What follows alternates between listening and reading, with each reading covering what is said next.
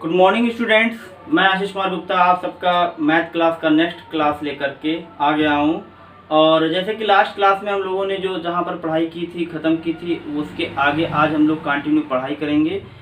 Last exercise जो चल रहा था वो एक्सरसाइज 2.3 था और 2.3 में क्वेश्चंस कुछ मैंने करा दिए थे और कुछ करा नहीं दिए थे। मैंने कुछ क्वेश्चंस करने के लिए कहे थे और कुछ क्वेश्चनों को शायद कुछ लोगों ने किया भी होगा और शायद हो सकता है कुछ प्रॉब्लम भी आया होगा, लेकिन कहीं से भी मुझे अभी तक का कोई भी प्रॉब्लम देखने को नहीं मिला। कहने का मतलब मेरा ये है कि किसी ने भी मुझे अभी तक कमेंट में जाकर के या ग्रुप में या कहीं से भी कोई भी क्वेश्चन मुझसे किसी ने पूछा नहीं है। तो मुझे नहीं समझ में आ रहा है कि क्वेश्चन सभी से लग जा रहे हैं कि नहीं लग रहे हैं, कि नहीं आ रहे हैं कि आ रहे हैं, क्या है कुछ समझ में नहीं आ रहा है। और इस सिचुएशन में कुछ कहा नहीं जा सकता कि मैं क्या करूं, क्योंकि अगर आप लोग से क्वेश्चन लग जा रहे हैं तो बहुत अच्छी बात है, अगर नहीं लग रहे हैं तो बहुत गलत बात है। और कहीं ना कहीं इससे भी गलत बात यह है कि आप लोग पूछ नहीं रहे हैं। जब तक आप लोग पूछेंगे नहीं तब तक मुझे पता नहीं चलेगा कि हाँ कौन सा क्वेश्चन आप लोग को आया समझ में कि नहीं आया। अब काफ़ी लोग तो देख करके बस उसे बस एज ए मूवी की तरह देख करके बंद कर देते हैं। घर के लोगों के लिए कहीं ना कहीं ये है कि हाँ मैं पढ़ाई कर रहा हूँ और बस और कुछ नहीं। तो ऐसा कुछ मत करिए, आप लोग पढ़ाई करिए, नहीं तो ये बोर्ड एग्जाम का जो है ना पेपर, वो आपके लिए बहुत प्रॉब्लम क्रिएट करेगा। सभी लोग जानते हैं कि पेपर का टाइमिंग कोई ज़्यादा चेंज नहीं करेंगे, थोड़ा बहुत आगे पीछे हो सकता है, अदरवाइज बहुत ज़्यादा ये नहीं कि हाँ 2-4-5 महीना लेट होगा पेपर। पेपर की टाइमिंग सब कुछ मान के चलिए कि वही रहेगी। पढ़ाई आप लोग का इस बार छुट्टी नहीं होगी, सब कुछ बंद रहेगा। जैसे कि छुट्टी जो होती थी जून में, वो जून की छुट्टी तो कम्प्लीटली कैंसिल ही रहेगा। उसके बाद जैसे ही सब कुछ सही होता है खुलेगा क्लास, और क्लास खुलते ही कोर्स कंप्लीट करा करके आप लोग का पेपर होगा। तो इस चीज़ को देखते हुए आप लोग पढ़ाई करिए, नहीं तो कहीं ना कहीं आप लोग समझ सकते हैं बोर्ड एग्जाम में फेल का मतलब फेल, और फिर उसमें कोई ज़्यादा समझाने की जरूरत नहीं है। मैं चाहता हूं कि अगर आप लोग क्वेश्चन लगा लेते हैं तो भी आज से आप लोग कमेंट करिए और कमेंट करके बताइए कि हाँ सर मेरा सारा क्वेश्चन सॉल्व हो गया है। अगर नहीं लगता है तो कमेंट में जाकर वो बताइए कि हाँ सर ये क्वेश्चन नहीं लगा मुझसे। जो भी कुछ है, अगर कोई स्टूडेंट देखता है तो वो जाकर के कुछ भी कमेंट करे, लेकिन कमेंट जरूर करे। नहीं तो मैं ये समझूंगा कि अगर आप लोगों ने देखा और कमेंट नहीं किया तो मैं ये समझूंगा कि आप लोगों ने पढ़ाई नहीं की है, ना ही वीडियो देखा है और ना ही पढ़ाई किया है। प्रेजेंट होने का सबसे सिंपल तरीका मैं बता रहा हूँ आज से। आप लोग को कमेंट सेक्शन में जाकर के कमेंट करना है, और कमेंट क्या करना है, जो भी सही लगे। सब पूरा वीडियो देखने के बाद समझ में आ रहा तो बताइए, नहीं समझ में आ रहा तो बताइए। सब कुछ सही है तो यस सर सब कुछ सही है, जो भी कुछ है आप उसको लिखिए और बिल्कुल बेझिझक लिखिए। जो भी स्टूडेंट लिखेगा मैं समझूंगा कि सिर्फ वही स्टूडेंट हमारा कहीं ना कहीं पढ़ाई की तरफ कुछ ना कुछ पढ़ाई कर रहा है और कुछ वीडियो को समझ रहा है। अदरवाइज मैं यही समझूंगा कि बाकी के जितने भी स्टूडेंट्स हैं वो आराम कर रहे हैं। ठीक है, इसी को देखते हुए अब हम लोग आगे कोर्स की तरफ चलते हैं। और कोर्स में हम लोग का जो 2.3 एक्सरसाइज को मैंने स्टार्ट किया था और मैंने बताया था डिवीजन करना सिखाया था आप लोग को। एक डिवीजन एल्गोरिथम भी मैंने बताया था। उन सभी पे बेस्ड हम लोग का जो एक्सरसाइज 2.3 है उस पे जो क्वेश्चंस हैं, फर्स्ट क्वेश्चन में 3 पार्ट हैं। 3 पार्टों को करने के लिए कहीं ना कहीं मुझे लगता है तीनों के तीनों क्वेश्चन काफ़ी इजी हैं, लेकिन काफ़ी स्टूडेंटों से नहीं लगा होगा, मुझे पता है, क्योंकि क्लास में सभी लोग करने वाले भी होते हैं और कुछ लोग नहीं भी करने वाले होते हैं। अब जो नहीं कर पाते हैं वो लोग बैठे रहते हैं, पूछते नहीं हैं। तो उनके लिए बस यही एक तरीका है कि मैं ही कुछ बता दूं।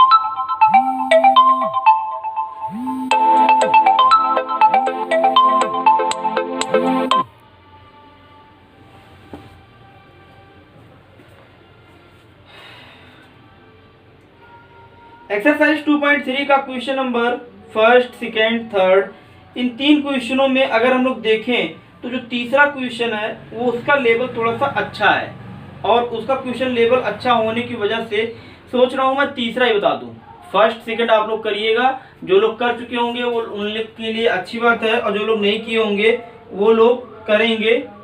और फर्स्ट का थर्ड मैं बताने जा रहा हूँ इसलिए कि जिससे कि आप लोग को टफ मैं बताऊंगा, इजी आप करो, ठीक है। क्वेश्चन क्या है देखते हैं। P x equal to x to the power 4 minus 5x plus 6 gx 2 minus x square, ठीक है। अब इस क्वेश्चन को सॉल्व करना है। इस क्वेश्चन को सॉल्व करने के लिए एक काम करिए कि इसको चाहे तो इसको हम लोग इस तरीके से भी लिख सकते हैं, माइनस एक्स स्क्वायर प्लस 2, और इसमें सही है ये सब चीजें। डिवीजन का एक नोटेशन बनाइए और डिवीजन करना स्टार्ट कर दीजिए। भागफल और शेषफल के लिए हमें इस तरीके से करना पड़ेगा, x to the power 4 minus 5x plus 6। अब डिवीजन करेंगे तो फर्स्ट स्टेप में क्या करेंगे कि यहाँ से हमारा x के पावर 4 है और यहाँ प्लस है और यहाँ क्या है माइनस, तो यहाँ हमें माइनस लेना पड़ेगा। नहीं माइनस लेंगे तो ये प्लस है, यहाँ प्लस आएगा नहीं। अब माइनस माइनस गुणा करेंगे तो यहाँ प्लस हो जाएगा। एक्स स्क्वायर है x के पावर 4, तो यहाँ ले लेंगे एक्स स्क्वायर। अब ये हो जाएगा हमारा एक्स स्क्वायर और इससे मल्टीप्लाई करेंगे इसमें तो माइनस 2x स्क्वायर, ठीक है। देखो इसके नीचे तो मैंने लिख दिया है, लेकिन इसके साथ में कुछ भी नहीं हो सकता क्योंकि ये लाइक टर्म नहीं है। यहाँ x है, यहाँ एक्स स्क्वायर है, तो कहीं ना कहीं लाइक टर्म तो है। एक मिनट, ये एक्स स्क्वायर से यहाँ गुणा करेंगे तो ये 4 हो जाएगा, ठीक है। अब यहाँ लाइक टर्म नहीं है तो कोई दिक्कत नहीं है। अब देखो सॉल्व कैसे होगा, यहाँ हो जाएगा माइनस, यहाँ हो जाएगा प्लस, ये कैंसिल हो जाएगा और ये हो जाएगा 2x स्क्वायर और ये माइनस 5x प्लस 6। इसको हम लोग कंप्लीटली पूरा डिजिट मैंने लिख लिया। क्यों लिख दिया है अभी समझ में आ जाएगा। अब इस यहाँ पर देखें एक्स स्क्वायर है, यहाँ पर क्या है एक्स स्क्वायर है, यहाँ माइनस है और यहाँ क्या है प्लस, तो अपोजिट साइन।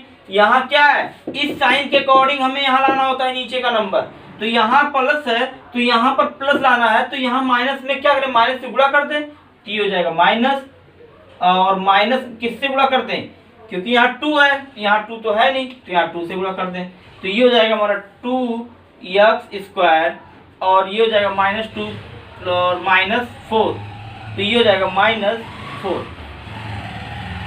सब्सट्रैक्शन लग जाएगा यहाँ पर, ये प्लस हो जाएगा, ये कैंसिल आउट हो जाएगा और यहाँ से आ जाएगा माइनस 5x प्लस 10। इस तरीके से ये क्वेश्चन सॉल्व हो जाएगा। अब यहाँ के बाद नहीं सॉल्व कर सकते, क्यों, क्योंकि यहाँ एक्स स्क्वायर है और यहाँ पर है x, मतलब कि जब हमारा भाजक से डिवीजर से रिमाइंडर जो होता है वो छोटा हो जाता है, मतलब कि यहाँ का टर्म जो होता है वो छोटा हो जाता है, तो वो रिमाइंडर बन जाता है, शेषफल बन जाता है। एक चीज़ और है, इसको इंग्लिश में भी मैं लास्ट डे शायद नहीं बताया था, तो मैं इंग्लिश में भी बता देता हूँ कि इसे क्या बोलते हैं, डिवीजर, इसको बोलते हैं क्वोटिएंट और इसको बोलेंगे डिविडेंड,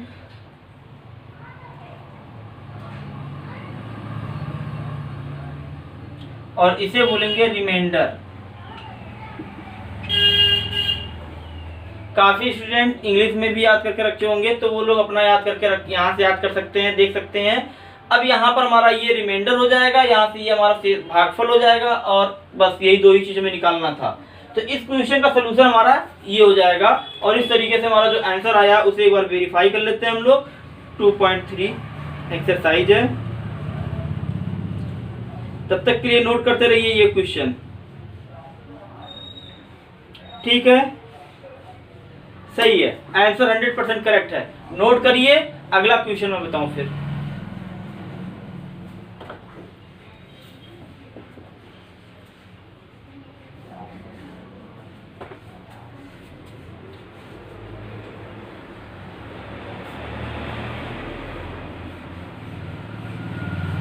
अब बाकी दो क्वेश्चन बचे हैं, वो अगर किसी से नहीं लगता है तो वो मुझे इंडिविजुअली पूछ सकता है या कॉलेज के ग्रुप में भी पूछ सकता है, उसको भी मैं बता दूंगा। लेकिन जब कोई लगाएगा, ट्राई करेगा, नहीं आएगा तब पूछेगा। ऐसे नहीं कि बस सर बता दीजिए ताकि मैं बता दूं, आप लोग नोटबुक पे कंप्लीट कर लें, इसलिए नहीं, ठीक है। पहले बहुपद, सेकंड नंबर क्वेश्चन है, पहले बहुपद से दूसरे बहुपद को भाग करके जांच कीजिए कि प्रथम बहुपद द्वितीय बहुपद का एक गुणनखंड है कि नहीं। तो इसका मतलब ये हुआ कि अगर कोई भी पॉलिनोमियल का कोई भी फैक्टर है तो उस फैक्टर से उसको डिवाइड किया जाए तो जो रिमाइंडर होता है वो 0 मिलेगा, तब तो कहेंगे कि वो फैक्टर है। तब तो हम ये कहेंगे कि अगर शेषफल 0 मिले तो हम ये कहेंगे कि उसका वो गुणनखंड है। अगर 0 शेषफल नहीं मिलता है तो वो उसका गुणनखंड नहीं होगा। तो हम लोग क्या करेंगे कि अब एक क्वेश्चन इसमें से भी मैं करा देता हूं। जैसे पहला क्वेश्चन हमारा क्या है, देखो सेकेंड का फर्स्ट, टी स्क्वायर माइनस 3 और जो हमारा टर्म है 2t के power 4 plus 3t cube minus 2t square minus 9t minus 12। अब इसको डिवाइड करना है इससे, तो एक काम करते हैं यहीं पर हम साइन लगा देते हैं डिवीजन का ही। लोग इसको डिवाइड कर देते हैं और डिवाइड करने के बाद अगर हम लोग का ये कंप्लीटली 0 आ जाता है, रिमाइंडर शेषफल 0 आ जाता है, तो हम कहेंगे कि ये इसका गुणनखंड है। अगर नहीं आता है तो हम कहेंगे इसका गुणनखंड नहीं है। यहाँ पर t के पावर 4 है और यहाँ t स्क्वायर है, तो t स्क्वायर से अगर हम लोग गुणा कर दें तो t के पावर 4 मिल जाएगा। साथ में यहाँ 2 है तो यहाँ 2 से मल्टीप्लाई कर दो, तो ये हो जाएगा 2t के पावर 4। पहला टर्म हमें यही टर्म सिर्फ हमें बराबर करना होता है, इससे मतलब नहीं होता है, इसका यूज हम बाद में करेंगे। 2t से हम मल्टीप्लाई करेंगे -3 में, तो -3 में करेंगे तो 3 2 जा 6 माइनस 6t स्क्वायर। तो यहाँ t स्क्वायर का टर्म हमारा यहाँ दिख रहा है तो हम यहाँ लिख देंगे, इसके नीचे नहीं लिखेंगे, लाइक टर्म नहीं है इसीलिए। यहाँ हो जाएगा माइनस, यहाँ हो जाएगा प्लस, ये हो जाएगा कैंसिल, यहाँ से आ जाएगा हमारा प्लस 4t स्क्वायर और ये टर्म हमारा एज इट इज नोट हो जाएगा 3t क्यूब प्लस। ठीक है, अब क्या करेंगे कि यहाँ t क्यूब है, यहाँ t स्क्वायर है, तो यहाँ पर हम ले लेंगे t और यहाँ क्या है प्लस, तो हमें क्या चाहिए था प्लस चाहिए, तो यहाँ पर भी प्लस है तो यहाँ लेंगे साइन हम प्लस। अब यहाँ 3 भी है तो यहाँ 3 तो नहीं है तो यहाँ 3 बढ़ा दो। ठीक है, तो डिवीजन करने का प्रोसेसिंग यही है, इसी डिजिट को हम मेन मानते हैं और इसी डिजिट के अकॉर्डिंग हम क्या करते हैं यहाँ पर नंबर लेते हैं और अब 3t से मल्टीप्लाई करो t स्क्वायर में, तो मिलेगा क्या 3t क्यूब माइनस 3 3 का 9 9t 9t हो जाएगा और यहाँ से हमारा ये प्लस है तो ये माइनस, ये माइनस है तो ये प्लस। इस तरीके से ये इतना आ जाएगा और इसको सॉल्व कर लें अगर हम लोग तो ये कैंसिल हो जाएगा और यहाँ से आ जाएगा 9 और 4 13t। एक नोट किए जरा, एक चीज गलत हो रहा है, गलत ये हो रहा है कि मैंने ध्यान नहीं दिया, मैंने ध्यान ये नहीं दिया कि यहाँ पर जो है ये 9t है माइनस 9t और यहाँ t स्क्वायर है, यहाँ 9t इसको भी उतारना पड़ेगा और 9t के नीचे 9t को लिखेंगे तो ये हो जाएगा -9t और ये हो जाएगा प्लस और ये हो जाएगा कैंसिल और यहाँ से हमारा आ जाएगा 4t स्क्वायर माइनस 12। इतना समझ में आया। लाइक टर्म के नीचे लाइक टर्म लिखना जरूरी है, अनलाइक के नीचे अनलाइक रहेगा, मतलब अनलाइक के नीचे लाइक नहीं हो सकता है। ठीक है, इतना नोट करिए।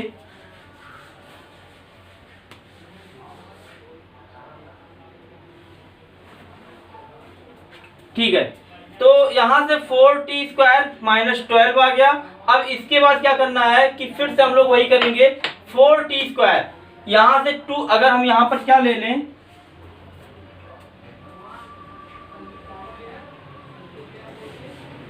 यहाँ t स्क्वायर है ऑलरेडी, तो इसका मतलब यहाँ पर हम ले लें +4 ले लिया तो 4 से मल्टीप्लाई करेंगे तो क्या जाएगा 4t स्क्वायर और -4 तो ये हो जाएगा -12। सॉल्व करने जाएंगे तो ये प्लस ये माइनस कैंसिल,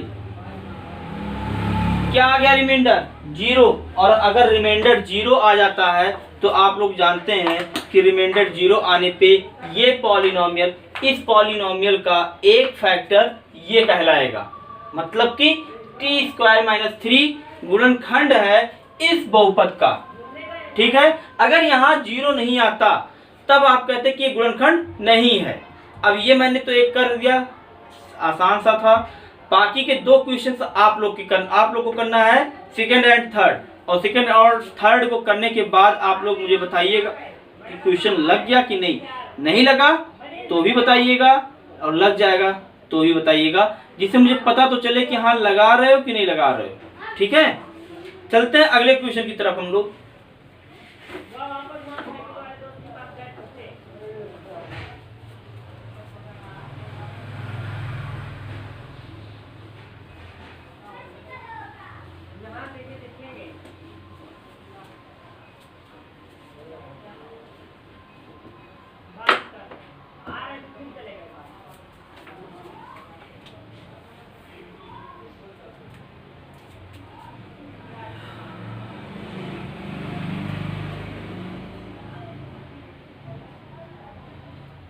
क्वेश्चन नंबर 3 में दिया गया है, एक बहुपद के अन्य सभी शून्य ज्ञात कीजिए। शून्य का मतलब मूल ज्ञात कीजिए, मतलब कि उसके फैक्टर ज्ञात कीजिए यदि इसके 2 शून्य दिए गए हैं। अच्छा चलो 1 मिनट, इसको पहले लिख देते हैं फिर शून्य को बताते हैं। 3x की power 4 plus 6x cube minus 2x square minus 10x minus 5, और ए इसके जो फैक्टर मिले हैं वो मिले हैं 5/3 एंड माइनस 5/3। ठीक है, ये एक बहुपद है। यहाँ पर कितने x के पावर 4 का मतलब इसके कितने मूल बनेंगे, 1 2 3 4। 4 का मतलब 4 मूल आएंगे इसके, 4 शून्य, 4 शून्य किसके आएंगे, जिनमें से 1 और 2 ये 2 शून्य हैं। तो जब 2 शून्य हमें पता है तो बाकी 2 शून्य हमें ज्ञात करना है। क्वेश्चन में ये पूछा गया है। ठीक है, अब इन शून्यकों को कैसे लिखा जाएगा, अगर ये शून्य इसके फैक्टर हैं तो सीधी सी बात है, सभी जानते हैं कि x बराबर यहाँ पर हमारा दिया कितना गया है √5/3, और एक x का मान कितना दिया गया -5/3। तो इस तरीके से ये दोनों दिए गए हैं, इन दोनों को एक साथ कर लो तो क्या हो जाएगा, ये x माइनस √5/3 ब्रैकेट में 0, और ये हो जाएगा x प्लस √5/3 इक्वल्स टू 0। ये 2 फैक्टर हमारे ऐसे हो गए। इन दोनों फैक्टरों का गुणा कर लो, और दोनों फैक्टरों का जो गुणा करने पे आएगा वो इसका फैक्टर होगा, कंफर्म है। क्योंकि फैक्टरों का जो गुणनखंडों का गुणनखंड होता है उनका गुणा करो चाहे जो करो, मतलब गुणा करके एक साथ लिख दो तो वो भी हमारा उस पॉलिनोमियल का गुणनखंड होता है। तो इन दोनों को एक साथ कर लेते हैं अगर, तो ये हो जाएगा x माइनस √5/3, और ये हो जाएगा x प्लस 5/3, और इसको सिंप्लीफाई करें तो यहां से मिलेगा x स्क्वायर बराबर या x स्क्वायर माइनस 5/3 ये मिलेगा। अगर ये x स्क्वायर माइनस 5/3, अब कैसे ये 5/3 होगा, क्योंकि अंडर रूट क्या हो जाएगा, कट जाएगा। ये a माइनस बी है, ये a प्लस बी है, तो a square minus b square, तो ये हो जाएगा इतना हमारा। ठीक है, अब ये अगर ये गुणनखंड है इस पॉलिनोमियल का, तो अगर एक गुणनखंड मिल गया है तो बाकी के गुणनखंड को पता करने के लिए हम लोग क्या करते हैं, डिवाइड करते हैं, और डिवाइड करने पे जो आता है उसी को हम लोग उसका कह सकते हैं अदर 2 पॉलिनोमियल जो होगा वही होगा। तो अब डिवाइड कर लेते हैं, और डिवाइड करने के लिए हम लोग चलते हैं, तो यहाँ से हमारा आ जाएगा x स्क्वायर। अच्छा एक चीज़ और है, थोड़ा सा स्पेस मुझे ज़्यादा चाहिए क्योंकि ये क्वेश्चन लंबा सा है, और इस लंबे से क्वेश्चन को सॉल्व करने के लिए मुझे पूरा ब्लैक बोर्ड चाहिए और काफ़ी अच्छे से डिफाइन करना पड़ेगा। तो इसलिए आप लोग करिए क्या कि इतने को जल्दी से नोट कर लीजिए, मैं इतना मिटाने वाला हूँ, इसको नोट कर लीजिए, फिर यहाँ से मैं इसको डिवाइड करूँगा, वो डिवीजन में दिखाऊंगा कैसे किया जाएगा। नोट कर लीजिए जल्दी से।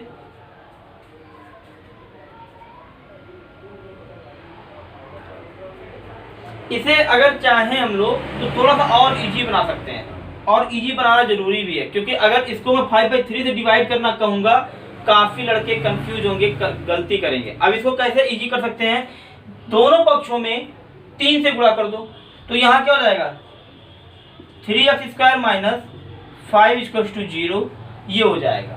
अब इतना आ गया, इसको लिखो चाहे इसको लिखो, एक ही बात है। इतने से डिवाइड करना है हमें इतने को, ठीक है। इसको डिवाइड करेंगे और डिवाइड करने के बाद फिर हमारा जो आएगा वो फैक्टर हमारा इन पॉलिनोमियल का अन्य शून्यक हो जाएंगे वो, ठीक है। अब मैं इसको मिटा दे रहा हूँ, जल्दी से आप लोग इसको देखिए डिवीजन को इसके।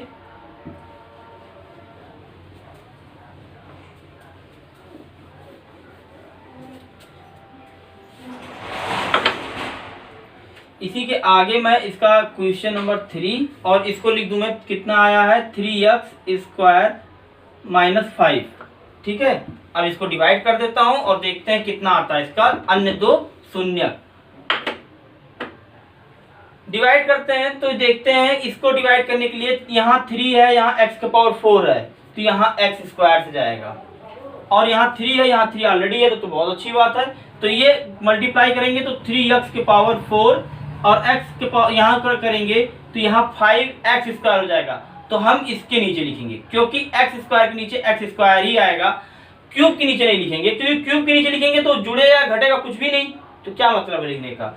यहाँ हो जाएगा प्लस है तो माइनस, माइनस है तो ये प्लस, ये कैंसिल हो जाएगा, यहाँ से ये 6x³ हो जाएगा, और ये 5 - 2 प्लस 3x² माइनस 10x, और नेक्स्ट टर्म को बाद में लिखेंगे। इस टर्म को बराबर करना है तो यहाँ x² है, यहाँ x³, तो यहाँ पर हम ले लेंगे प्लस x, और साथ में यहाँ 6 है, यहाँ कितना है 3, तो यहाँ क्या ले लेंगे 2, तो 2x से गुणा करो जरा 3x² में, तो क्या हो जाएगा 6x³ और 2x से इसमें करेंगे तो 5 × 10x, तो ये हो जाएगा माइनस 10x, और इस तरीके से यहाँ पर हमारा ये आ जाएगा माइनस, ये हो जाएगा प्लस, ये कैंसिल, और ये हो जाएगा 3x² माइनस 5, और हम देख रहे हैं कि ये सेम एज ए फंक्शन मिल रहा है, तो यहाँ प्लस 1 ले लेंगे, तो ये आ जाएगा कितना 3x² माइनस 5, और इसको सॉल्व करेंगे तो ये प्लस और ये माइनस, और ये कम्प्लीटली खत्म, यहाँ पर आ जाएगा 0। इस तरीके से ये कम्प्लीटली क्या हो गया, फिनिश हो गया। अब इस गुणनखंड से हमने इस बहुपद को, पॉलिनोमियल को भाग दिया, जो आया ये जो इसका भागफल आया है, इससे जो दो मूल मिलेंगे वो इसका फैक्टर कहलाएगा, क्योंकि सीधी सी बात है ये भाग दिया गया है ना, तो जो ये आया है ये हमारा कहीं ना कहीं इसके बाकी दो मूल कहलाएंगे। कैसे हो जाएगा देखो, यहाँ से इसको सॉल्व करना शुरू करो तो ये हो जाएगा 2x + 1, सभी लोग जानते हो इसको सॉल्व करना, 1 से इसमें डिवाइड मल्टीप्लाई करेंगे तो ये आ जाएगा 1, और हम जानते हैं कि 1 × 1 = 1 होता है, तो इसको लिख सकते हैं 1, इसको लिख सकते हैं x + 1, 1 × 1 = 1, और x + x 2x, सही है। x कॉमन ले लो तो यहाँ x + 1 आ जाएगा, और यहाँ पर +1 कॉमन ले लो तो यहाँ x + 1 आ जाएगा, और इस तरीके से यहाँ से हमारा जो रिजल्ट निकल करके आएगा x + 1। अब देखो इसके मूल कितने आएंगे, इसके मूल जो आएंगे, पहला मूल तो आएगा दिया गया है क्वेश्चन में ही √5/3। यहाँ से अगर हम लोग जो मूल निकालेंगे तो सभी लोग जानते हैं कि x + 1 बराबर अगर 0 है तो x बराबर क्या हो जाएगा -1, तो इसका जो दूसरा मूल होगा वो भी दिया गया है किताब में -5/3, तीसरा मूल -1, चौथा मूल -1, क्योंकि एक यहाँ से -1, एक इसका -1, अब यही 4 हमारे क्या हो जाएंगे, आंसर हो जाएंगे। ठीक है, कहीं ना कहीं बहुत इजी था, लेकिन अगर समझ में आ गया है तो इजी बहुत है, अगर नहीं समझ में आया है तो क्वेश्चन काफ़ी टफ है। ये क्वेश्चन 6 नंबर में आता है, बता दूं मैं कि 6 नंबर के क्वेश्चन है ये। इस तरीके का क्वेश्चन बोर्ड एग्जाम में 6 नंबर में आएगा, और 6 नंबर से बड़ा कोई क्वेश्चन बनता नहीं है, ये भी मैं बता दूं। तो इस तरीके से आप लोग इसको कर लीजिए, नोट कर लीजिए, और नोट करने के बाद अगर क्लियर है तो अच्छी बात है, नहीं क्लियर है तो उसको आप लोग मुझे बताइए, डाउट अपना कमेंट सेक्शन में लिखिए। और बस मैं यही कहूँगा कि अगर जब तक आप लोग कमेंट नहीं करेंगे, अपना प्रॉब्लम शेयर नहीं करेंगे मुझसे, तब तक मैं किसी को कोई सलूशन नहीं दे पाऊँगा। तो इसीलिए अपना प्रॉब्लम मेरे साथ शेयर कीजिए, और जो प्रॉब्लम आती है उस प्रॉब्लम का सलूशन मैं जल्दी से जल्दी देने की कोशिश करूँगा। आज के लिए बस इतना ही रखते हैं। इसमें मुझे पता है कि और क्वेश्चन ज़्यादा नहीं बचे हैं, ओनली 2 क्वेश्चन और बचे हैं। 2 क्वेश्चन के लिए बस ज़्यादा से ज़्यादा 2 मुश्किल से 15-20 मिनट का और क्लास है, लेकिन ज़्यादा पढ़ाने का मतलब ये है कि आप लोग फिर इग्नोर कर देंगे। आराम से पढ़िए, रिलैक्स होकर के, ताकि कि कहीं ना कहीं जो पढ़ें उतना समझ में आता रहे। तो आज इतना ही रखते हैं, और जितना मैंने होमवर्क के लिए बोला है उतना आप लोग करिए, और उसके बाद फिर जो प्रॉब्लम आता है उसको कमेंट सेक्शन में जरूर शेयर कीजिए। और एक चीज़ मैं लास्ट में ये भी कहूँगा कि अगर आप लोग को मेरा पढ़ाया समझ में आता है तो इस वीडियो के नीचे लाइक बटन को प्रेस करके लाइक करिए, और अगर वीडियो को नहीं समझ में आता है तो कहीं ना कहीं अगर कोई सही नहीं है तो उसको आप डिसलाइक का बटन, इसको इस तरीके का निशान है, उसको चूज करके डिसलाइक कर सकते हैं। और अगर सब कुछ सही है, सब कुछ लगता है कि बहुत अच्छा तरीका से मैं पढ़ा रहा हूँ, बहुत अच्छा बेनिफिट, बहुत बढ़िया चीज़ समझा रहा हूँ, तो इस वीडियो को अपने फ्रेंड सर्कल में भी शेयर कीजिए, और शेयर करके उनको भी पढ़ने का मौका दीजिए, ठीक है। साथ में अगर आप मेरे चैनल को सब्सक्राइब कर लेते हैं तो इसके माध्यम से आपको जैसे मैं वीडियो डालूंगा तुरंत आप लोग को नोटिफिकेशन मिल जाएगा। ग्रुप में मैसेज करने से पहले ही आप लोग को नोटिफिकेशन मिल जाएगा और आप लोग डायरेक्टली देख सकते हैं, ठीक है। तो इस तरीके से कहीं ना कहीं इन सब चीज़ों पे आप लोग देख सकते हैं, कर सकते हैं। और आगे के लिए बस इतना ही।